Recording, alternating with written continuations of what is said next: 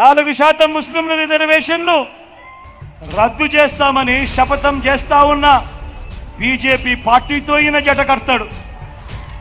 మరోపక్క మైనారిటీల ఓట్ల కోసం మైనారిటీలను మోసం చేసేందుకు ఈ చంద్రబాబు డ్రామాలు మొదలెట్టాడు. దొంగ ప్రేమ నటిస్తూ, ఒకవైపు దొంగ ప్రేమ నటిస్తూనే మరోవైపున ఎన్డీఏలోనే కొనసాగుతాను అని అంటాడు.